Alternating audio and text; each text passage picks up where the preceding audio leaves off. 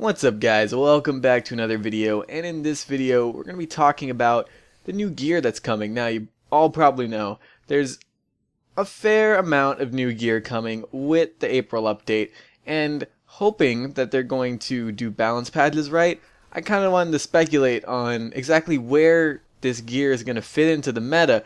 Now this is me hoping that they're not going to screw anything up, that they're going to do pretty well and not nerf something into the ground again. Now there is a fair amount of armor coming back, but seeing as we don't know exactly what's going to be done with the armor, even though I do have a little bit of an idea, I'm not really going to talk about a lot of the armor that's coming, mainly just like one or two of them. I'm mainly going to focus on like the weapons here and what weapons I think are going to have like a sizable impact in messing with the meta, because right now we have a very limited meta. Not a good meta, really bad meta. We have one sniper that everybody uses, we have one hand cannon, maybe two, depending if you're doing power playlists or not. And then we have one auto rifle, one scout rifle, and one pulse rifle. That being Doctrine, Mida, and Gom, and maybe Covalence, but not as much. Not as much. Anyway, there's a lot of weapons coming. There's a whole set of Queen's weapons. There's a ton of Year 1 gear.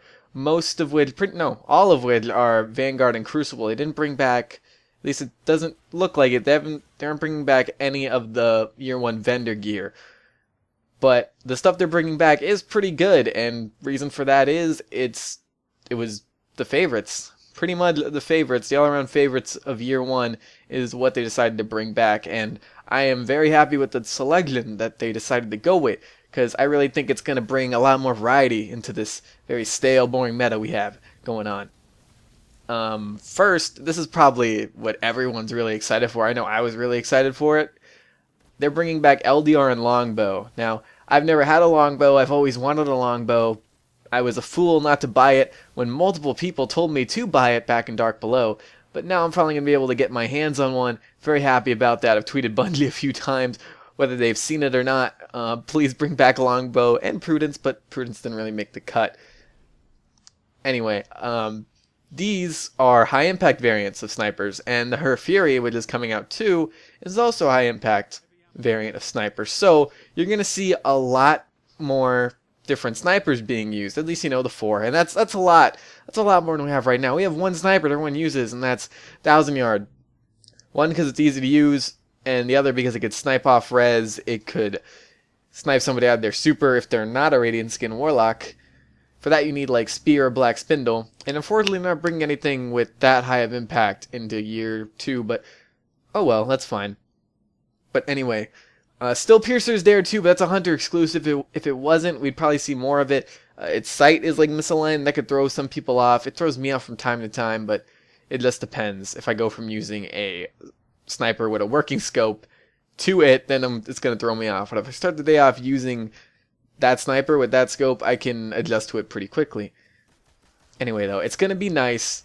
It's going to be really nice seeing more snipers, and these snipers are not as easy to use. Their aim assist value I don't think can get quite as high. However, with hidden hand being a thing, might need to double check on that.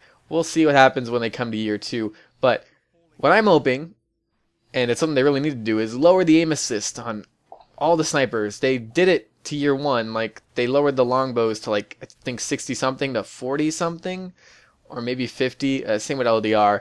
And they need to just do that across the board, like all snipers. Like I think the max a sniper to get is like 30, 40. That's pretty much it. And basically have all the snipers have around the same aim assist, being like only maybe 1 or 2 off, if not none off. So people don't just base their sniper on aim assist, because aim assist does help lower skilled players. It does. It does. Higher skilled players they don't really notice it, but lower skilled players it like makes a world of difference for them. It really does. So assuming that they nerf 1,000 yard aim assist and, basically all the other high aim assist ones, even though they're not really used as much, we're going to be seeing plenty of variety with our snipers, and it's going to be nice. It's going to be nice to not be killed by the same sniper over and over, the same easy to use sniper over and over. It's going to be great. It's going to be really great. So looking forward to that. Patience and time is also coming, but ever since they nerfed aggressive ballistics, it cannot res snipe anymore. So even though there's probably going to be a few people using it, I don't think a lot of people are going to really be using it, especially since it takes away your exotic primary, which is something people use a lot, and that's what kind of makes me worry for the primaries is they're bringing a lot of good primaries. Like in the form of auto rifles, they're bringing back Grim Citizen and Shadow Price, really good, solid, low rate of fire auto rifles. But the thing is, auto rifles just aren't in a good spot right now if they're not Doctrine, and the thing is, Last Word basically trivializes all of the auto rifles. It basically just makes it so why would you use them over the Last Word? Because the auto rifles, they're supposed to be in the really close range. They're supposed to like do well in that range and maybe to like medium a bit, sort of like how Doctrine does now, except Doctrine does from mid a bit too fast. But these auto rifles, they're just supposed to basically, if a shotgunner is running at you, they're supposed to destroy him. They don't. Last Word does. No point in using an auto rifle over Last Word if it's not Doctrine or a Mini SD. It's sad, so hopefully I don't really want them to like up the number of like bullets it takes for auto rifles to kill, because these low rate of fire ones killing 4 to the head, and that's pretty good. It's just like in year 1. I don't want them to kill in 3 to the head. That'd be too fast. So I think maybe just keeping it like a 4 and maybe just upping the fire rate would solve the problem a bit, but that's something they need to like tinker around a bit, and I really hope they give auto rifles like some kind of buff like that, where they're really reliable for killing shotgunners, at least more than the Last Word. So we see the Last Word die down a bit, and it doesn't just like insta-melt you all the time or not hit anybody at all. But yeah, I think auto rifles need to be brought up, and if they are, these auto rifles are going to basically like reign supreme. These are 2 really, really good hard hitters. Now moving on, there's hand cannons too. Now hand cannons, they're pretty inaccurate right now. A big part of that is the connection of the game. It's really bad, so they don't register very well. But if they just buffed ADS accuracy just a little bit and like fixed the overall connection of the game, you're going to see these 2 hand cannons, the Devil You Know and the Lord High Fixer, really start to come in, because I think they'll probably be on that same level of Isoluna, because they're really good, solid hand cannons. And I really want to see these things in use. I've never had a Lord High Fixer myself, and I'd like to, and I'd like it to actually be effective. So I definitely see basically a lot of weapons on this list just coming into the meta really well. As far as pulse rifles, I don't think they're bringing any pulse rifles back from year 1. It does not seem to look that way, which is kind of sad, because there were some pretty solid pulse rifles, like the Scissoredly or Cinderedly, whatever you want to call it. They were pretty solid. There's a Queen's Pulse. I don't think that pulse is going to be very special, though. Not going to be very special at all. Really, the only Queen's weapon I see being special is her Fury and whatever the shotgun is called, because it's in a good archetype. It's in that high impact archetype that everybody loves, and if they make shotguns more consistent, I could see this thing running around just like the conspiracy theory D does. So that's going to be cool. Two to the Morgue is also coming. It's not quite in that archetype, but it's still in a good archetype, a very reliable archetype, and it's definitely going to get some love if they just make shotguns again more consistent. Comedian, I know people are going to use it, but I don't see it really having a place like in the meta, at least a top tier meta. Its archetype is pretty solid, but it's no conspiracy theory, it's no party crasher, it's not even a two to the Morgue. It's just sort of lower than that. People are going to like it, people are going to use it, but I don't think it's going to be in a lot of abundance. There are no fusion rifles coming, besides the Queen's one, and even if they do, they'll probably just nerf them again. I don't really hope that they nerf them, but I don't really see a way that they could fix them without breaking them. It's a pretty hard weapon type to balance, but there's none really coming, so no need to worry about that.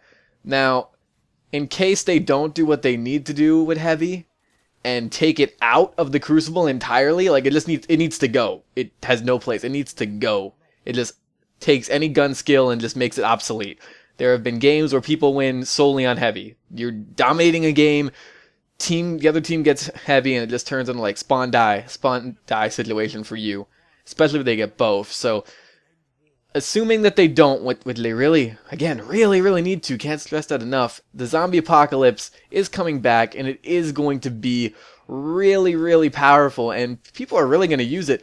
Like, the zombie apocalypse, its archetype is really rare. The only like legendary you could get in year 2 of it is the Baron's Ambition, and you don't see that running around too much, but the zombie apocalypse I can see running around too much because it has a really good stat structure, really, really good. And honestly, the only archetype I think that's better than this archetype in Crucible is the Yoler's archetype, which there's no legendary in year 2 that has that archetype. There are blues, but not legendaries, and people don't really run around using blues. It just doesn't happen. So I definitely see the zombie apocalypse if they don't get rid of heavy. Please get rid of heavy. I see it running around a lot. I see a lot of people using it if they're able to get their hands on it. And that's, I believe, pretty much it for the year 1 legendaries that are coming back. Pretty sure I covered all the ones I think are going to really stand out. There is the Badger CCL, which is like the Covalence. You'll probably see that around a little bit, but I just...